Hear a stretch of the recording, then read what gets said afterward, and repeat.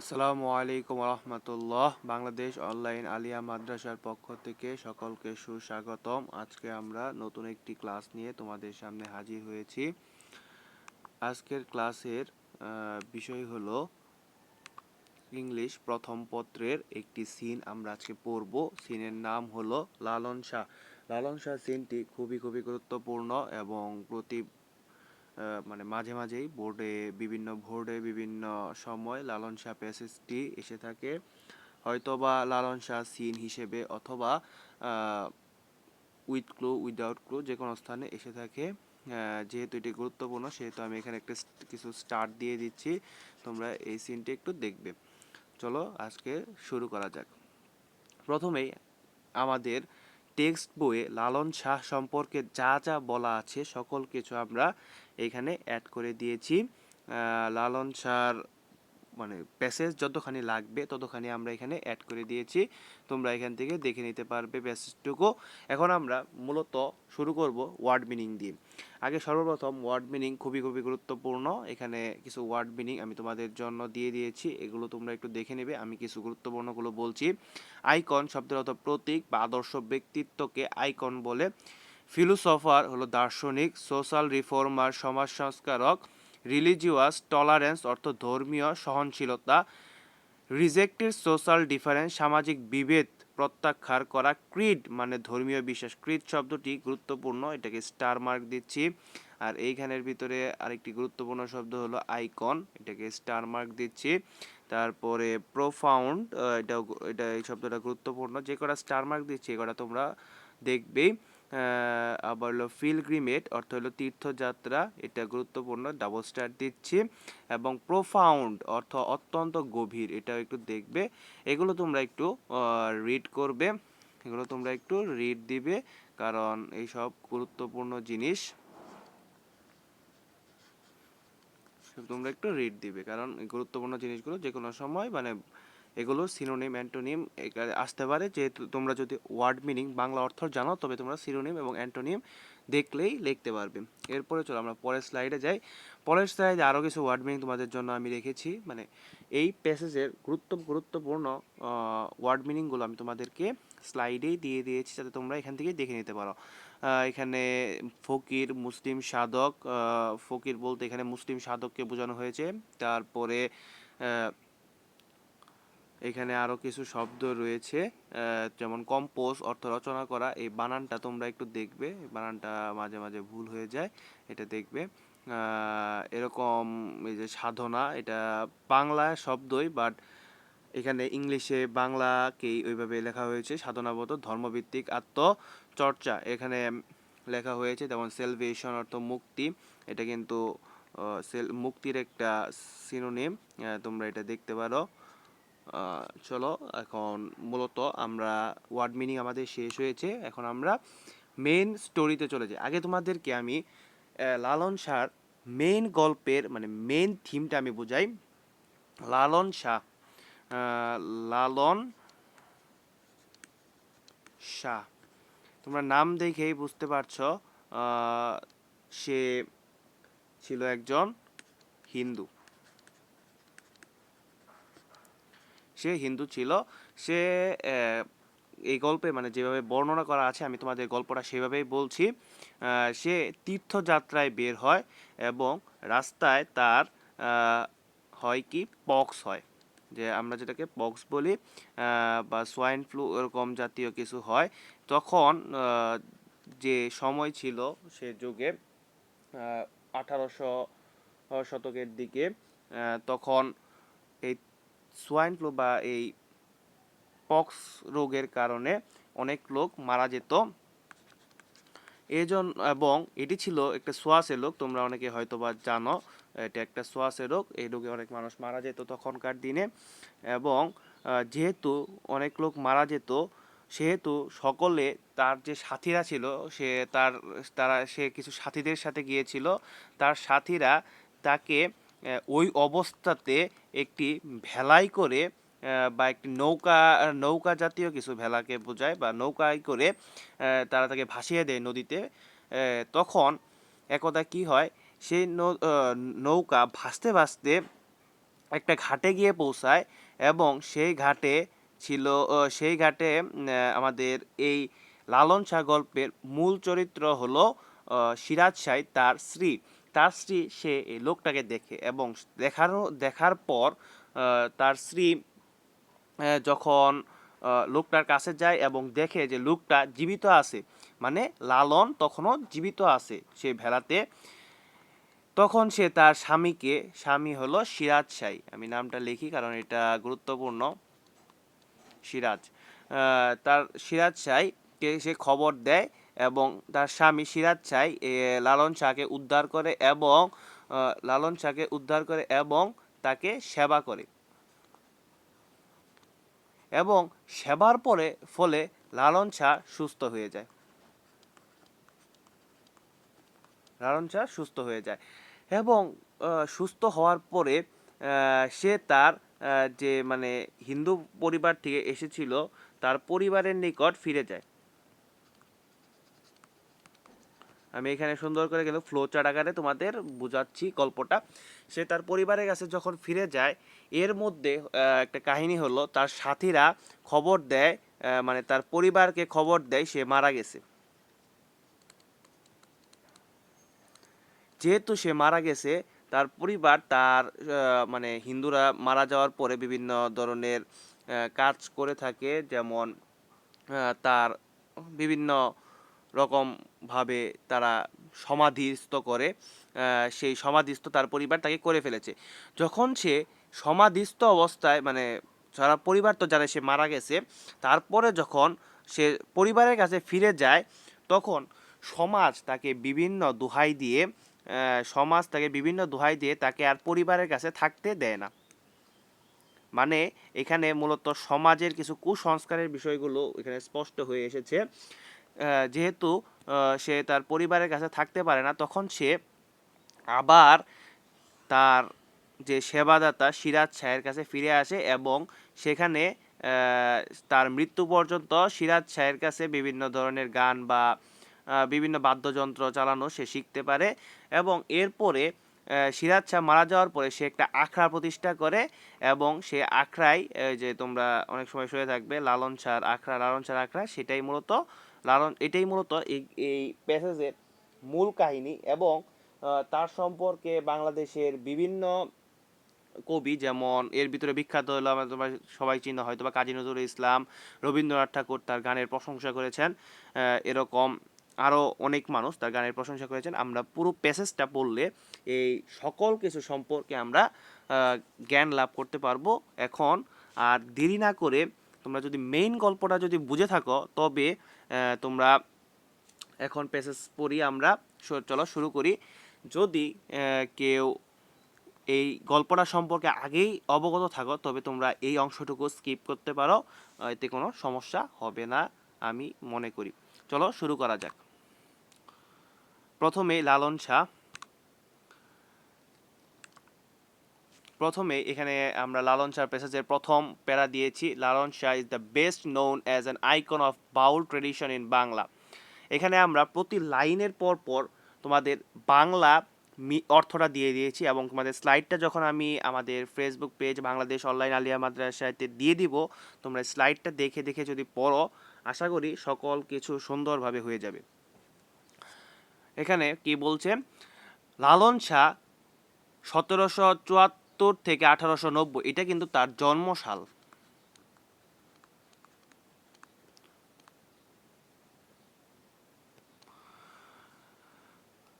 বাংলা বাউল ধারার একজন প্রতীক হিসেবে সর্বাধিক পরিচিত। লালন শাহ বাংলার বাউল ধারার একজন প্রতীক হিসেবে সর্বাধিক পরিচিত। এখানে আমি তোমাদের বলছিলাম আইকন শব্দটা গুরুত্বপূর্ণ। আইকন শব্দটা আসলেই গুরুত্বপূর্ণ এবং এর কিছু সিনোনিম জানা আমাদের জরুরি। এর একটা সিনোনিম হলো আইডল, IDLE, আইডল।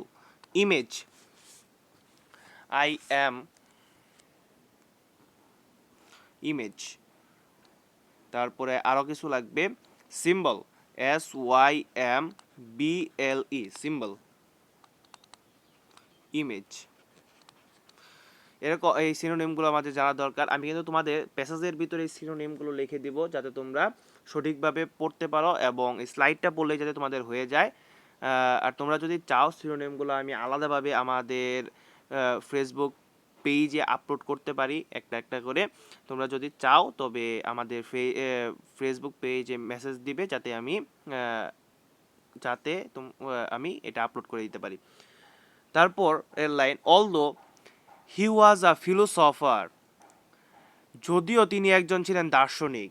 এখানে কিন্তু ফিলোসফারের সিনোনিমটা আমাদের লাগে। ফিলোসফার অর্থ দার্শনিক, দার্শনিক এখানে একটা সিনোনিম হলো থিঙ্কার। এখানে কিন্তু এই যে থিঙ্কার আছে, ফিলোসফার আর থিঙ্কার কিন্তু মোটামুটি একই, একটা সিনোনিম। এখানে থিঙ্কারের পরে আরো কিছু সিনোনিম আছে, সফিস্ট, সফিস্ট, তারপরে হলো স্কলার। তোমরা কিন্তু স্কলার এই শব্দটার নাম আগে শুনেছ, ইসলামিক স্কলার যে আমরা বলি, এখানে কিন্তু এটা কিন্তু ফিলোসফারের একটা সিনোনিম, এবং স্কলারের সিনোনিমও কিন্তু ফিলোসফার, থিঙ্কার এইসব হয়। Thinker and social reformer, social reformer মানে কি সমাজ সংস্কারক। রিফর্মারের কিন্তু একটা সিনোনিম তোমাদের জানা খুবই দরকার, কারণ এটা অনেক গুরুত্বপূর্ণ। ইনোভেটর, রিফর্মার হলো ইনোভেটর, ইনোভেটর, ইনোভেটর। যদিও তিনি একজন দার্শনিক, চিন্তাবিদ এবং সমাজ সংস্কারকও ছিলেন, তিনি কিন্তু একাধারে দার্শনিক ছিলেন, একাধারে চিন্তাবিদ ছিলেন, একাধারে সমাজ সংস্কারকও ছিলেন। দেন আমাদের পরের লাইন হলো, he preach religious to tolerance and rejected social difference based on the class and caste and creed, crest and creed. এখানে কিন্তু বেসড অন এই শব্দটা তোমরা অনেকেই শুনেছ, এরও কিন্তু একটা সিনোনিম তোমাদের জানা দরকার, বেসড অন। এখানে বেসড অনের বদলে আমরা এখানে ব্যবহার করতে পারি ডিপেন্ড অন, ডিপেন্ড অন মানে কি নির্ভর করা, আমরা একজনের উপর নির্ভর করছি, এখানে আমরা বলতে পারি বেসড অন বা ডিপেন্ড অন। আমরা কিন্তু ক্লাসটাতে আস্তে আস্তে ভেঙে ভেঙে তোমাদের পড়াবো, যাতে তোমরা এটা ফুললি এই প্যাসেজটা সম্পর্কে বুঝতে পারো, এবং ক্লাসটা একটু বড় হবে। তোমরা কেউ এই বিষয়ে হয়তো বা মনে করবে না, কারণ অনেক অ্যাডভান্স লার্নার থাকে যাদের এডমিশন এইসব জিনিস লাগতে পারে, এবং বোর্ড পরীক্ষাও এই সিনোনিমগুলো এসে থাকে। সো আস্তে আস্তে পড়াচ্ছি আমি। এরপরে দেখো এখানে কি বলছে, তিনি ধর্মীয় সহনশীলতার প্রচার করেন এবং শ্রেণী, বর্ণ এবং ধর্মভিত্তিক সামাজিক বিভেদ প্রত্যাখ্যান করেন। ধর্মভিত্তিক সামাজিক বিভেদ প্রত্যাখ্যান করে। এখানে কিন্তু তোমাদের আরও একটা সিনোনিম তোমাদের দরকার, ক্রিড। ক্রিড, ক্রিড অর্থ, ক্রিডের একটা সিনোনিম হলো ডগমা, ডগমা, DOGMA, ডগমা। এই জিনিসটা তোমরা মনে রাখবে। আমি যে সব সিনোনিম দিচ্ছি কোনো না কোনো ভোট বা এডমিশন এইসব এসেছিলো, এই জন্য তোমাদের দিচ্ছি যাতে একদম এডমিশন সহ হয়ে যায়। এরপরে চলো আমরা পরের পেজে যাই। এরপরে কি বলছে, he also believed that a search for truth should begin with the body. তিনি আরও বিশ্বাস করতেন যে সত্যের অনুসন্ধান দেহ থেকেই শুরু হওয়া উচিত। তিনি আরও বিশ্বাস করতেন যে সত্যের অনুসন্ধান দেহ থেকেই শুরু হওয়া উচিত।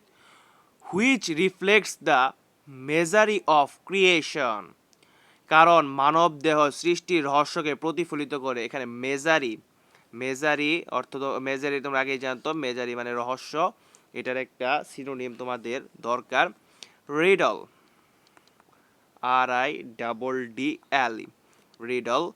তারপর এখানে আরও একটা আছে SCY, স্কারসিটি। এই সিনোনিম দুটো তোমাদের দরকার। রিডল, রিডল অর্থ রহস্য। তোমরা হয়তো বা শুনতে পারো, হ্যারি পটার যারা দেখেছ বা যারা পড়েছ তারা একটা বইয়ের নাম শুনতে পারো, tales of the riddle of the bird. এখানে রিডল বলতে কিন্তু মেজারি বা রহস্যকেই বোঝানো হচ্ছে।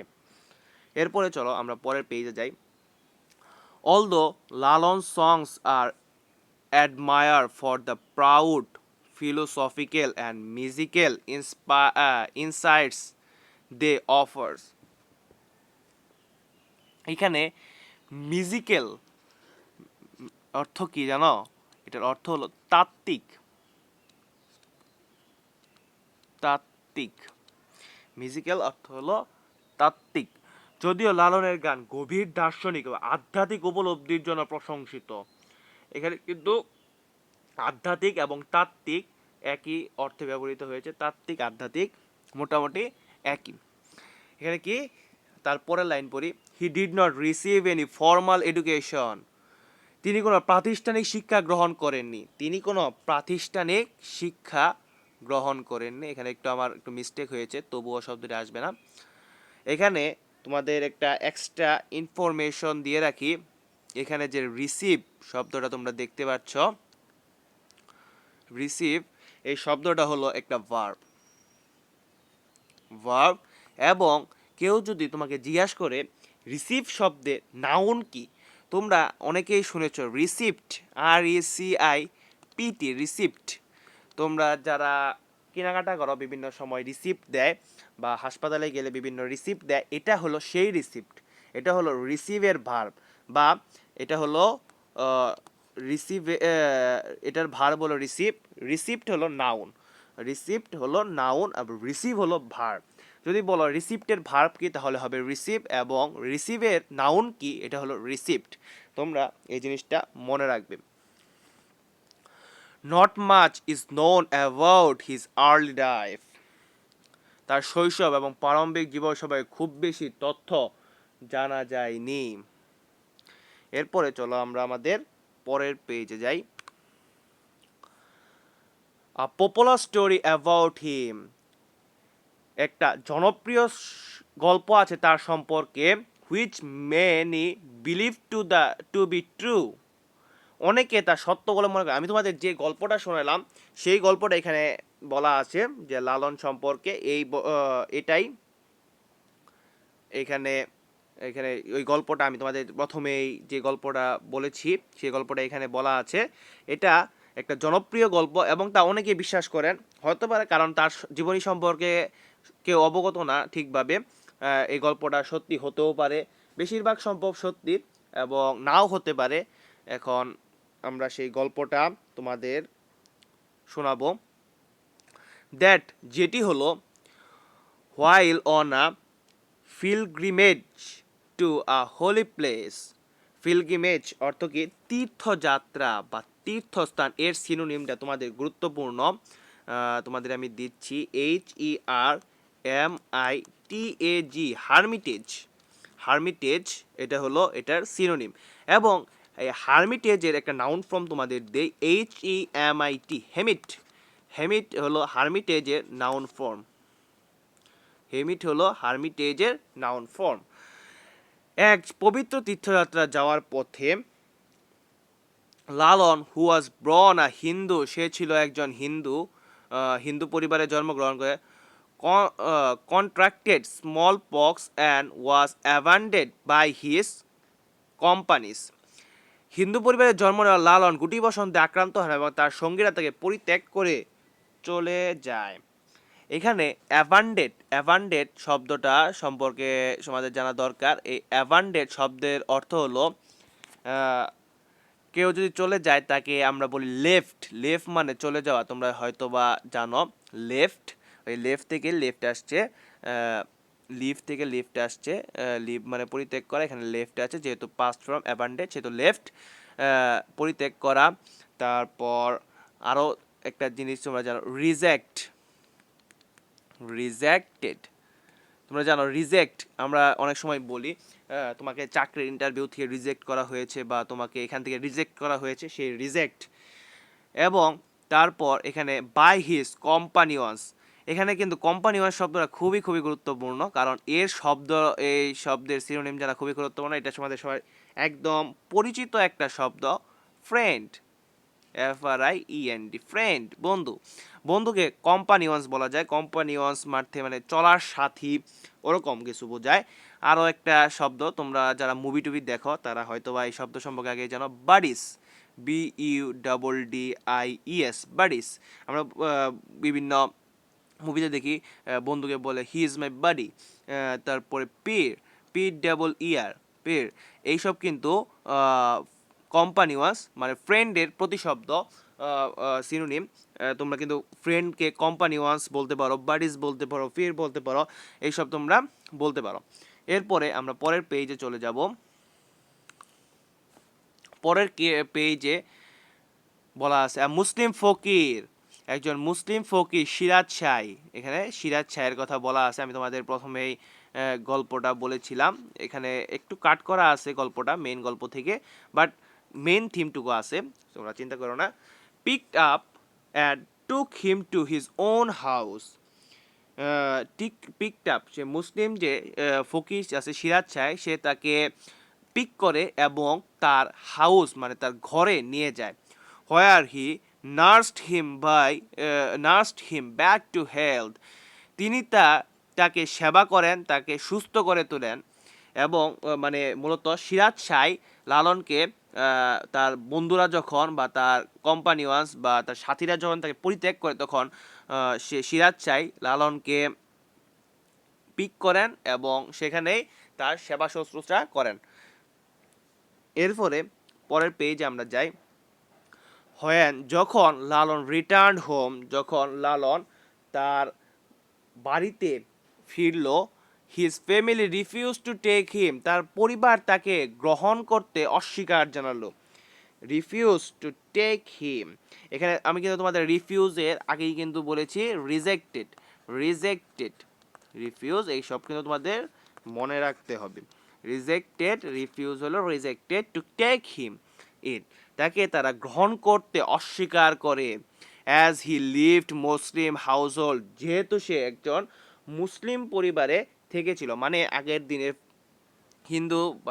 হিন্দুদের একটা প্রথা ছিল যে মুসলিমদের বাড়িতে যদি সে কোনো ব্যক্তি যদি খায় বা খাবার খায়, তবে সে তার পরিবার থেকে সব কিছু থেকে আলাদা হয়ে যাবে, কারণ তাদের একটা অন্য নামে মানে অন্য দোষ নামে একটা জিনিস আছে, এরকম, আমি এটা ঠিক জানি না।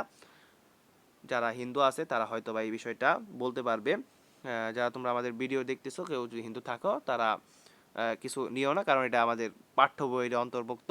এখন হয়তো এরকম নাই, আগে এক সময় এরকম ছিল, কঠোর সমাজ ব্যবস্থা বা কুসংস্কারপূর্ণ সমাজ ব্যবস্থায়। এরপরে আমরা পরের স্লাইডে যাচ্ছি। So Lalon return to Siraj Shah, তখন লালন কি করলো, সিরাজ শাহের কাছে রিটার্ন চলে আসলো, মানে ব্যাক চলে আসলো, and took up a life of devotion and asceticism under his guideline. Devotion অর্থ জানো কি?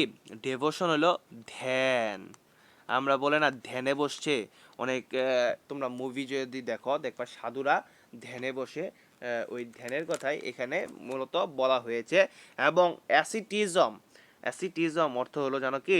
অ্যাসিটিজম হলো সন্ন্যাস, সন্ন্যাস। অ্যাসিটিজম হলো সন্ন্যাস, আমরা বলি সন্ন্যাসী বা যোগ সাধনা, যোগী, এইসব হলো অ্যাসিটিজম শব্দের অর্থ এরকম বোঝায়। এখানে কি দেখো কি বলছে, লালন আবার সিরাজ শাহের কাছে ফিরে যান এবং তার নির্দেশনায় ভক্তি এবং ত্যাগের জীবন চালু করেন। ভক্তি, এখানে ডিভোশনের অর্থ ভক্তি এবং ত্যাগ এরকম দিয়েছে, বাট ডিভোশন অর্থ দেন এবং অ্যাসিটিজম অর্থ হলো সন্ন্যাসী। এরপরের পেজে আমরা যাই। After the death of Siraj শাহের মৃত্যুর পর লালন সেট আপ অ্যান আখড়া মনাস্টেরি অর্থ হলো আশ্রম, মনাস্টেরি হলো আশ্রম, ইন চেউরিয়া নেয়ার কুষ্টিয়ার চেউরিয়া, এখানে ওরকমই একটা চেউরিয়া এরকম, ওর কাছে একটা আখড়া, চেউরিয়ার কাছে একটা আখড়া স্থাপন করলো সিরাজ শাহের মৃত্যুর পর। তারপরে পেজে আমরা যাই। অ্যাট সোন, এবং খুব শীঘ্রই, attracted, admire and mystics in search of salvation, অচিরেই আখড়ার মুক্তির সন্ধানে থাকা ভক্ত এবং সাধকের আকর্ষণ করে যায়। সালভেশন অর্থ জানো কি? সালভেশন অর্থ হলো মুক্তি, সালভেশন অর্থ হলো মুক্তি। তারপরে who became initiated into Baul asceticism and became his discipline. Asceticism, uh, asceticism and because his discipline, যারা বাউল সাধনায় দীক্ষিত হয়ে তার শিষ্য হন। এখানে একটা গুরুত্বপূর্ণ সিনোনিম তোমাদের জানা দরকার। ইনিশিয়েটেড অর্থ হইল introduced to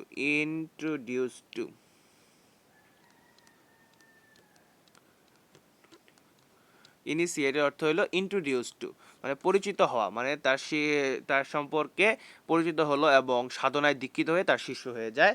তারপরে আমরা পরের প্যারায় যাচ্ছি। As Lalon began writing and composing song, Lalon যখন গান রচনা এবং শুরু করেন, which is discipline sang with the accompanies of ektara or dotara, তখন তার শিষ্য একতারা এবং দুতারা সুরে সেই গান গাইতেন। এখানে ডিসিপ্লিনের একটা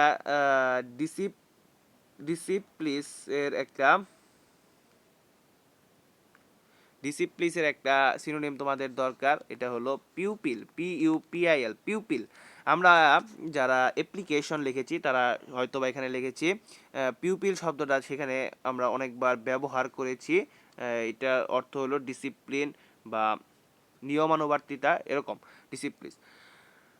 তারপরে his fame spread to the faraway place, এবং এর ফলে তার খ্যাতি দূর দূরান্তে ছড়িয়ে পড়ে। এরপরে দেখো কি বলা হয়েছে, Rabindranath Tagore and Kazi Nazrul Islam were among those who admirers him, Rabindranath Tagore এবং কাজী নজরুল ইসলাম ছিলেন তাদের মধ্যে যারা লালনকে গভীরভাবে শ্রদ্ধা করতেন। And were influenced by his Sahajiya philosophy, এবং তার সহজিয়া দর্শনে প্রভাবিত হয়েছিলেন। দেখুন এই সহজিয়া সম্পর্কে এখানে কিছু বলা রয়েছে। সহজিয়া জিনিসটা কি ছিল, সহজিয়া ফিলোসফি জিনিসটা কি ছিল, the attainment of the self thought, the simple truths that reside in one's own body and soul, not outside, which can be reached thought shahadia or meditation, যার অর্থ হলো বাইরের জগতে নয় বরং নিজের দেহ বা আত্মার মধ্যেই থাকা সহজে সত্যের মাধ্যমে আত্মসাধনা, যা সাধনা বা ধ্যানের মাধ্যমে অর্জন করা যায় না। তার সহজিয়া ফিলোসফি, মানে তার সহজিয়া নামক দর্শন গ্রন্থ এই মেইন থিমের উপর রচিত। এটা কিন্তু মাঝে মাঝে কিন্তু পরীক্ষায় কোশ্চেনে আসে থাকে, সহজিয়াটা কিসের উপরে রচিত, এটা কিন্তু তোমরা একটু দেখে রাখতে পারো। এরপরে প্যারায় আমরা যাচ্ছি। Many of his disciples also became famous for their songs, তার অনেক শিষ্য তাদের গানের জন্য বিখ্যাত হয়ে ওঠেন।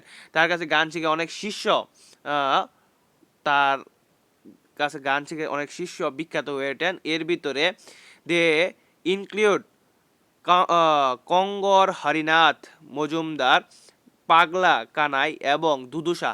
তাদের মধ্যে ছিলেন কাঙ্গাল হরিনাথ মজুমদার, পাগলা কানাই এবং দুদুসা। এই ছিল আমাদের আজকের প্যাসেজ। এই প্যাসেজটা এই পর্যন্ত খুবই খুবই গুরুত্বপূর্ণ এবং তোমরা এই প্যাসেজটা দেখবে মাঝে মাঝে বোর্ডে এটা সিন হিসেবে অথবা উইথ ক্লু, উইদাউট ক্লু, এবং আমাদের যে টেবিল থাকে এই টেবিলে অথবা সামারি ইত্যাদিতে, অথবা বিভিন্ন সময় বিভিন্ন বিষয়ে এই প্যাসেজটা এসে থাকে এবং এডমিশনে অনেকগুলো ওয়ার্ড মিনিং এই প্যাসেজটার থেকে এসে থাকে। তোমরা এটা একটু দেখবা। এখন আমরা মূলত কিছু এমসিকিউ প্র্যাকটিস করব তোমাদেরকে। এখন পর্যন্ত আমরা যা যা পড়লাম এর উপরে কিছু এমসিকিউ তোমাদের প্র্যাকটিস করব। Lalon is the best known as icon of his tradition, মানে এই তোমরা এখানে যারা ক্লাসটা দেখবা তারা অবশ্যই ভিডিও পজ করে এমসিকিউটি প্র্যাকটিস করে নেবে, কারণ এই এমসিকিউগুলো খুবই গুরুত্বপূর্ণ এবং বোর্ডে আসে এমসিকিউ, এই জন্য আমি তোমাদের এখানে দিয়েছি। এর আনসারটা তোমরা করো, এটার আনসার হবে বাউল ট্রেডিশন। এখানে আমি আনসারটা তোমাদের দিয়ে দিয়েছি, দেখো এটার আনসার হবে বাউল ট্রেডিশন। দেন নেক্সট প্রশ্ন, what did Lalon Shah rejected? Lalon Shah rejected, এটার হবে হলো সোশ্যাল ডিফারেন্স। সোশ্যাল ডিফারেন্স মানে তার পরিবার কর্তৃক যে লালন শাহ রিজেক্টেড হয়েছিল কিসের জন্য? সোশ্যাল ডিফারেন্স, সামাজিক বৈষম্যের কারণে। দেন আরেকটা প্রশ্ন, who were influenced by Lalon Shah, কে লালন শাহকে ইনফ্লুয়েন্স বা অনুপ্রেরণা দিয়েছে বা ভক্তি করতেন? কাজী নজরুল ইসলাম এবং রবীন্দ্রনাথ ঠাকুর, আমাদের কবিগুরু কাজী নজরুল ইসলাম এবং বাংলাদেশের জাতীয় কবি কাজী নজরুল ইসলাম, রবীন্দ্রনাথ, আমাদের জাতীয় কবি রবীন্দ্রনাথ আমাদের জাতীয় কবি কাজী নজরুল ইসলাম এবং কবিগুরু রবীন্দ্রনাথ ঠাকুর। আমার একটু প্রথমের দিকে ভুল হয়ে গেছিলো, I am sorry for that. Then আমাদের এই ছিল আজকের মতো ক্লাস। এই ক্লাসের স্লাইডটা তোমরা আমাদের ফেসবুক পেজ পেয়ে যাবা। ক্লাস ভিডিও আপলোড হওয়ার 30 থেকে 40 মিনিটের মধ্যেই, এবং তোমরা এই প্যাসেজটা সুন্দর করে কমপ্লিট করবা। এবং এই প্যাসেজ সম্পর্কে তোমাদের কারো যে কোনো প্রশ্ন থাকে তোমরা আমাদের ফেসবুক পেজে মেসেজ করতে পারো, এনি কোয়েশ্চেন, এবং তোমরা কোয়েশ্চেন সম্পর্কে আমাকে পার্সোনালিও মেসেজ করতে পারো। এবং আমরা যেহেতু জানো তোমরা, আমরা সম্পূর্ণ ফ্রিতেই এসএসসি আলিম এইচএসসিদের জন্য ভিডিও বানিয়ে থাকে। তোমরা আমাদের চ্যানেলকে সাবস্ক্রাইব এবং পেজে লাইক এবং কমেন্ট করে আমাদের সাথেই থাকো। আজকের মতো এই ছিল, সকলকে ধন্যবাদ। আসসালামু আলাইকুম ওয়া রাহমাতুল্লাহি ওয়া বারাকাতুহু।